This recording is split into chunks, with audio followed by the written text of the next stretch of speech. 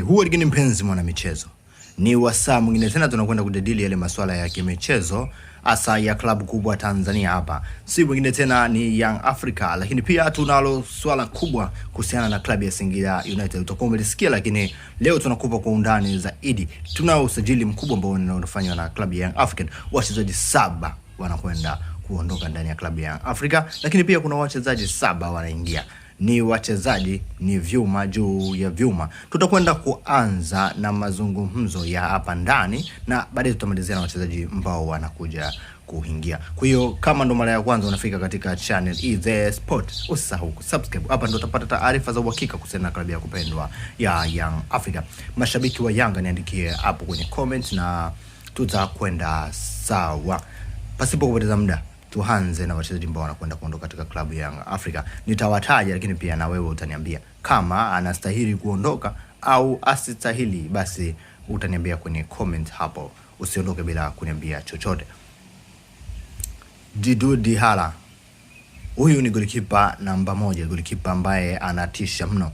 Kuna uwezekano mkubwa wa Diarra kuondoka sababu klabu ya Young Africans walishafanya mazungumzo toka msimu uliopita na golikipa kutoka Nigeria yule anadaka katika klabu ya Azam, katika klabu ya Singida United kumlaz. Kwa nini Young Africans fanya vile? Ni kwa sababu msimu uliopita walikuwa na pressure kubwa ya kwamba Diarra anaweza kataa kusaini mkataba mpya. Baada ya kusaini, lakini walikuwa wameshamsajili kipa mwingine ambao anatoa kwa mkopo kumpeleka kule Singida. Sasa kuna uwezekano mkubwa wa Diarra kuondoka. Licha si kwamba iko 100% dili hili la Diarra kuondoka. Kuna timu ambazo zinamhitaji kutoka South Africa, lakini kuna timu zinamhitaji kutoka kule Saudi. Kwa hiyo bado kuna mahesabu wanapiga, kuna vitu anavikalculate. Kwa hiyo Young African ndio waliamua kuchukua caution kwa sababu bado ana uhuru wa kuweza kuondoka. Licha Young Africans wanapata fedha, lakini Diarra anaweza kuondoka. Kuna Kennedy Musonda. Huyu 100% maisha yake na klabu ya Young Africans yamekwisha kamilika na yamekwisha tamatika. Young Africans wanaheshimiana sana na Kennedy Musonda, lakini wanaona ni vema sasa akatafuta changamoto nyingine kwa sababu nafasi kwenye kikosi imekuwa ndogo, lakini pia matumizi ya fedha yanakuwa makubwa.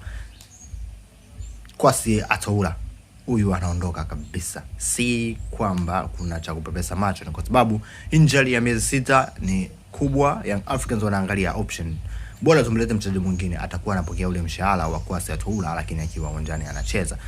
Licha ya majeraha hayo ambayo yamemkuta mchezaji huyo ambaye amekuwa na mchango mkubwa wa Young Africans, lakini Young Africans wanaona fedha anayochukua ni kubwa, kwa hiyo wanaweza kupata option nyingine na wakaweza kumaintain kikosi. Clatous Chota Chama, huyu anakwenda Azam Sport. Kwa nini anakwenda Azam? Ni kwa sababu si Azam wanakwenda kumuuza Faisal Salum Abdalla. Wameshaweka $500,000 mezani na watu wamefika $500,000 ile.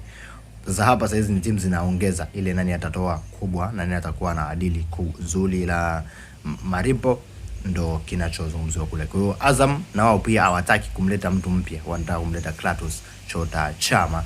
Kwa hiyo watapomaliza tu mazungumzo na timu zinazomchukua Azam, zinazomchukua Faisal Salum, basi wanageukia kwa Clatous Chota Chama. Ndo maana dili la Young African na Faisal Salum linaonekana ni jepesi zaidi kuzidi dili la Faisal kwenda pengine. Kwa sababu gani? Chama anaweza kutumika kama dili ya mazungumzo kati ya Faisal Salum Abdalla na Young African. Lakini mchezaji mwingine ambaye anaondoka klabu ya Yanga, Jonas Gerald Mkude. Wakati wake umefika na wakati wake umetimia. Kwa hiyo Young African wao wanamuondosha Jonas Gerald Mkude.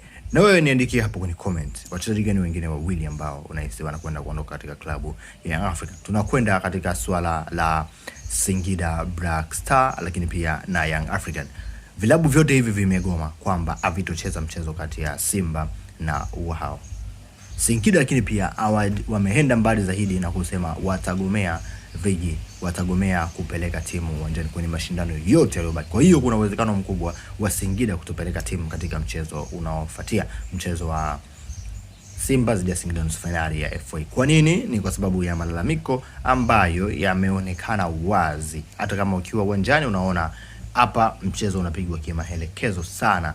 Yani Singida pia wamesema wanahitaji mabadiliko ya marefa. Yaani wale marefa ambao wana fununu na kuipendelea Simba, basi hawahitaji katika mchezo wao. Kwa hiyo haya mambo ambayo yanaonekana wazi, tunawasubiria tuone bodi ya ligi, lakini tunajua hapa Singida anaweza akala lungu kabisa akafungiwa, lakini Young African ni ngumu kumfungia kwa sababu ni big giant, ni big fish. Lakini Young African yeye pia ameweka msimamo kwamba hatucheze, kwa sababu jana maofisa walikwenda kumtembelea kuona msimamo wake ni upi. Yeye bado msimamo ni ule ule, hatuchezi ngo.